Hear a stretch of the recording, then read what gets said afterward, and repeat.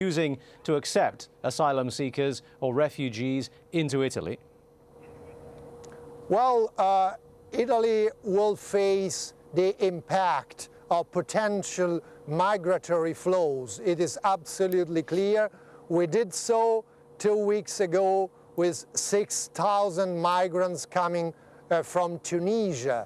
But that said, Europe as a whole, the responsibility of managing flows. Italy is absolutely clear, alone cannot afford enormous flows of migrants. We are asking for European solidarity. We are in talks with European colleagues about that. Is it true, the rumour that appears to be going around Brussels, that Italy is making its participation in the EU sanctions programme, or its support for that EU sanctions programme, conditional upon a broader EU agreement on the issue of immigrants? No, these are two different points.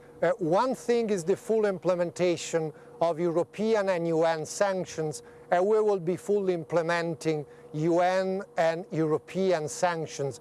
Other thing is to have a European discussion on migration. We have been talking about that for a very long time. What do you think your position should be on this? I mean, I've been looking at the numbers about migration. At the end of 2009, Germany had a refugee population of 594,000. Italy had a refugee population of 55,000, less even than Sweden, which is a much smaller country. Well, Italy took a huge number of migrants. We have, unfortunately, a large number of illegal migrants coming to Sicily and then moving north to the other regions of Italy. We are bearing the burden of people that violate international and European law. I don't understand what you mean when you say you're bearing the burden. As I say, the figures show that Italy's refugee population is much, much smaller than many of the European countries. Well, but the territory, the density of the population in Italy is much higher, and so we want to respect European legislation. European legislation is very clear. What we can accept is to have a regular migrant flows management. This is what we want, and this is what we accept. I'm sorry, look, I just want to be very clear on this, if I could push you on this. I mean, Italy is one of the 4 biggest countries in Europe. It has 6 times the population of Sweden, and yet Sweden still has more migrants. So I'm not quite sure how you're working your calculations as to density and bearing the burden of immigration, as you were putting it. Well, on the basis of all the public figures we have, but one simple fact is very clear. Italy is by far the country that has been saving lives and rescuing the hugest number of migrants in need on Mediterranean. We saved thousands and thousands of human lives, and we are very proud of it.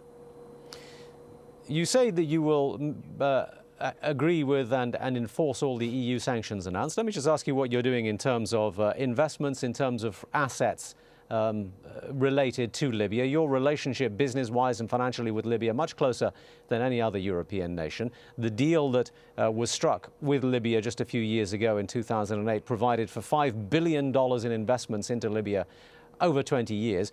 Is that part of the deal also going to be suspended? Are you going to ask for that money back? How are you going to manage this need for a freeze on assets of the regime? Well, we are absolutely ready. I said already that Italy will support all the sanctions that will be decided on the economic field, on financial field from UN and from the European Union. We are discussing now what kind of sanctions, but all kind of sanctions will be agreed by Italy. But have you frozen all the assets that you know are related to Libya? There are. I don't know in details what kind of assets, but whatever it will be, Italy will agree and will implement in full the sanctions. Italy has been historically very close to Libya, as we know, and your current Prime Minister, Mr. Berlusconi, has been very close to Mr. Gaddafi, as we know. Are you willing and able to do what the UK has done and remove his diplomatic immunity?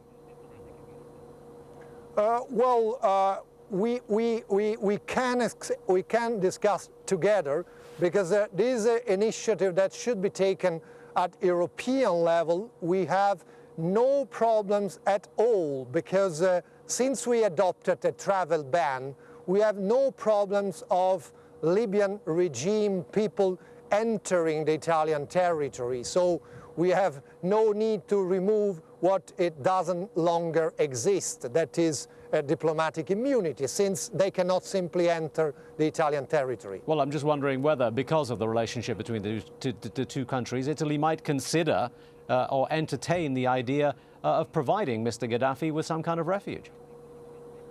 No, we don't take even into consideration the idea. It is excluded. All right. You talk about trying to build democracy, and we've heard lots of fine words from the UN members gathered there and supporting the democracy. And as we've pointed out, it's a little bit too late, but nonetheless probably welcome to a lot of people in Libya. My question is, how are you going to do that? What can you in Italy do to make sure that the next generation of Libyan leaders is not as bad as this one? Well, first of all, we want to reach out to the opponents of the current regime. We have a good knowledge of people living outside of Libya that are resisting to the regime, that have been resisting.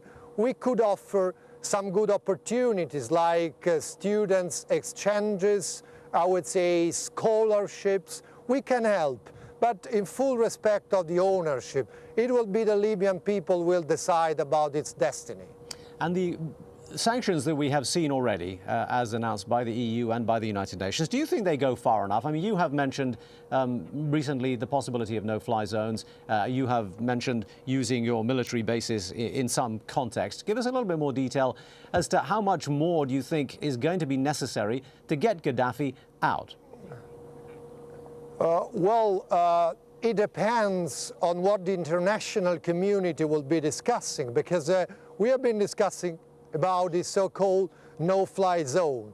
To have a no-fly zone which would be an extremely useful instrument to prevent the regime from bombarding, from using helicopters and planes, this is a measure that we could adopt, provided that we are absolutely sure the international community is ready to enforce. In my talks with France, with UK, with Germany, with United States, I understood at this stage discussions are not ready for adopting a measure like no-fly zone, while it's necessary to continue to explore all the legal and practical consequences. I've already said Italy would have military bases, but what about the rest, the practical enforcement? And that's effectively what I'm trying to ask you with respect, because what we have had so far all along the line have been,